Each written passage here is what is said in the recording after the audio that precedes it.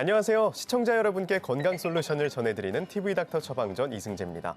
오늘은 만병의 근원 비만을 어떻게 하면 슬기롭게 이겨나갈 수 있을지 알아봅니다. 가정의학과 전문의 장정미 선생님과 함께합니다. 안녕하세요. 안녕하세요. 네, 선생님. 비만을 만병의 근원이다 이렇게 말씀드렸는데 어떻게 많은 분들이 공감하실까요? 아마도 공감하실 겁니다.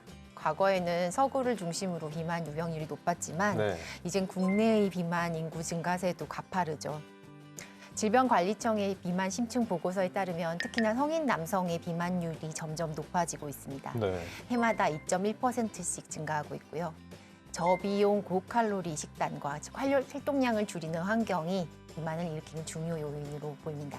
네. 그런데 비만이라고 하면요. 선생님 이게 너무 익히 들어서 그럴까요? 익숙해서 그런지 질환이라고까지 생각이 안 들어요. 그러니까 뭐 학교에서도 어린 아이들이 조금만 통통하면 뭐 과체중이다, 뭐 경도 비만이다 이런 식으로 어려서부터 듣는 얘기잖아요. 비만. 그래서 그럴까요?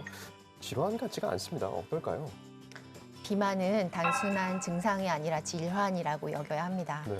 비만은 심장 혈관 질환, 골관절 질환, 치매, 우울증 등 여러 일상생활 장애와 사망률 증가에 관련이 있습니다.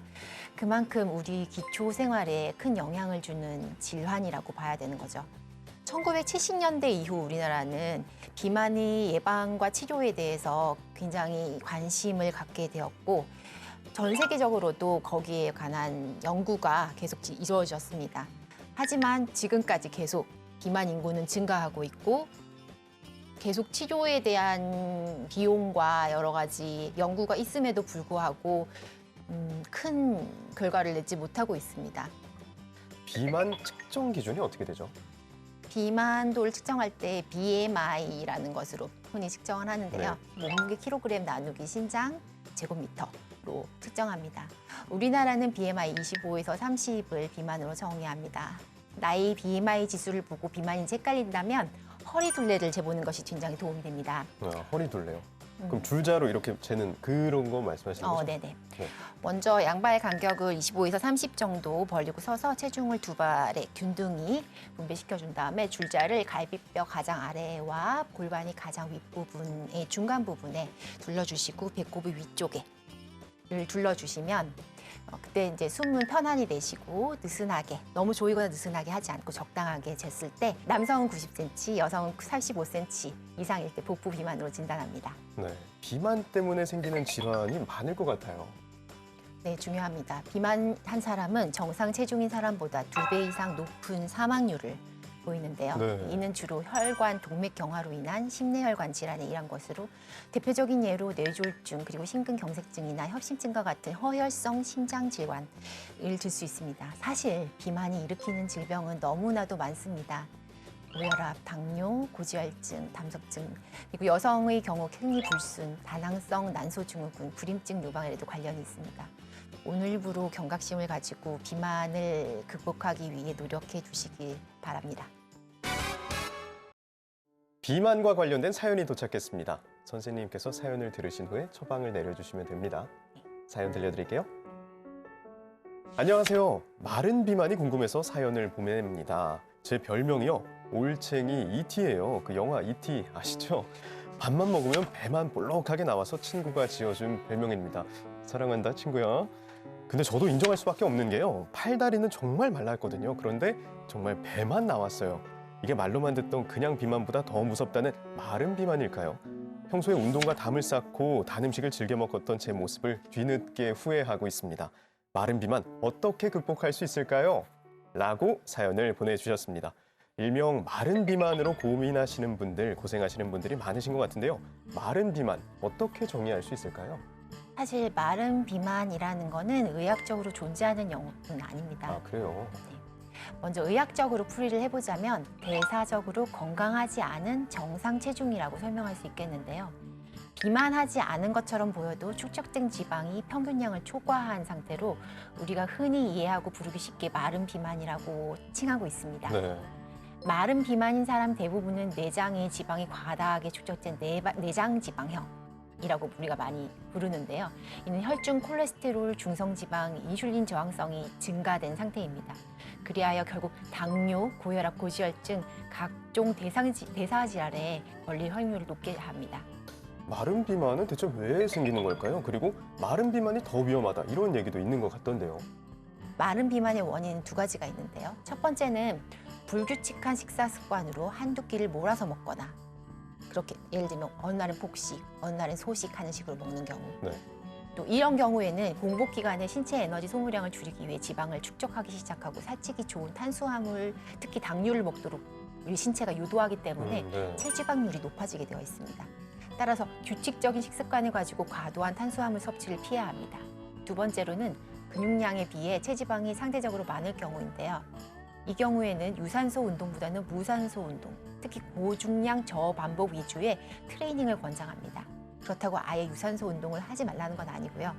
일주일에 2시간 미만으로 최대한 줄이고 무산소 운동으로 위주로 운동하시는 것을 권장합니다.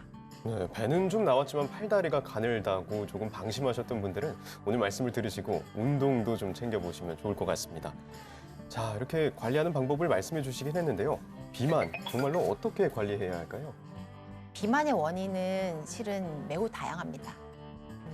매우 다양합니다. 그래서 진료실에 환자분이 오면 제일 먼저 체크하는 게 잠을 잘 주무시는지, 잘 먹는 것들, 식단이 어떤지, 그리고 배변은 잘 보신지, 배변의 양상은 어떠신지, 또 호르몬 불균형인지 있는지, 다른 기저질환이 있는지를 먼저 파악하는 노력이 우선되어야 하고요. 비만은 긴 호흡으로 치료해야 하기 때문에 환자의 생활 환경과 기저질환 그리고 성향에 따라 치료 방향이 결정됩니다. 그리고 적응증이 돼서 비만 대사 수술, 위 절제 수술을 하더라도 빠진 체중의 30%는 요요가 오게 되어 있습니다. 네. 이번 코너는 OX 퀴즈로 긴가민가 알쏭달쏭한 건강 속설을 올바르게 알아보는 시간입니다. 선생님 문제 내주시죠. 소아 비만을 방치하면 성인 비만으로 이어진다. 물론 뭐 사람에 따라 다르겠지만요. 어렸을 때 좀 이렇게 통통하고 그러면 쭉 그 상태가 이어지지 않을까요? 그래서 이어진다. 답 O 하겠습니다. 네, 정답은 O입니다. 아, O가 맞군요. 그럼 어렸을 때부터 좀 주의해야겠네요. 네, 그렇습니다. 통계적으로 소아 비만의 70에서 80%가 성인 비만으로 이어진다고 볼 수 네. 있습니다.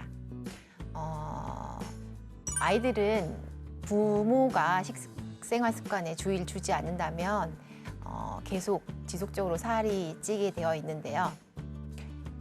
옛 어른들은 아이가 살이 찌면은 나중에 키로 가기 때문에 괜찮다고 했지만 이는 크게 잘못된 상식인 게 성인기의 비만은 비만 세포의 크기가 커지는 반면에 소아기의 비만은 지방 세포의 수가 증가하는 겁니다. 따라서 소아 비만은 성인 비만까지 큰 영향을 끼치게 됩니다. 소아 비만은 지방세포가 더 늘어나고 또 방치할 경우에 성인이 돼서도 영향을 미치니까 정말로 더 주의해야겠습니다. 네. 다음 문제 주시죠. 네.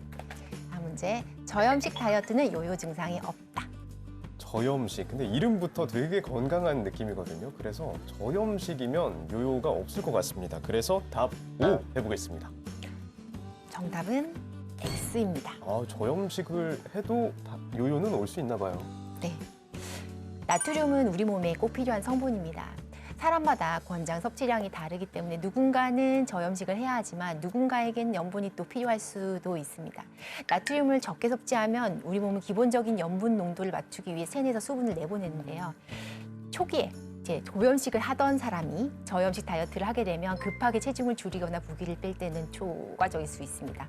그래서 저염식을 장기간 선호하는 분들도 있는데 주의하실 점은 소금량을 극도로 제한하게 됐을 때 초반에는 빠른 속도로 체중이 줄어듭니다. 하지만 조금만 일반 식단으로 돌아와도 체중이 급속도로 늘어날 수가 있어요. 소금이 식욕을 당겨서 과식하게 만들기 때문이죠. 그래서 극단적인 저염식보다는 적당한 소금 섭취, 뭐든지 과도한 것보다 너무 적은 것보다 적당한 게 좋습니다. 오히려 적당한 소금 섭취가 오히려 체중이나 체지방 감소에 도움이 되겠습니다.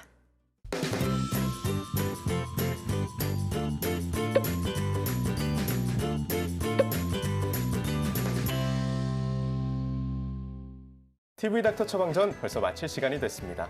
선생님 마지막으로 한 말씀 부탁드릴게요. 비만 유병률 증가를 줄이기 위해서는 범국가적인 정책적인 변화와 저지방, 저탄수화물, 저염분 식단을 선택하는 개인의 변화 등이 필요합니다. 너무 짜거나 달게 먹지 않는 올바른 식생활 습관을 길러주시고요. 자신의 흥미와 체력에 맞는 운동을 꾸준히 해 적정 체중을 유지해 주시기 바랍니다. 그리고 비만 치료 전문의와의 상담을 통해 자신에게 맞는 건강관리법을 배우고 함께 비만에서 벗어나는 것도 방법이 되겠습니다. 네, 선생님 오늘 말씀 감사합니다. 감사합니다. 다음 주에도 유익한 주제로 돌아오겠습니다. 대한민국 모두가 건강해지는 그날까지 PV닥터 처방전 다음 주에 만나요.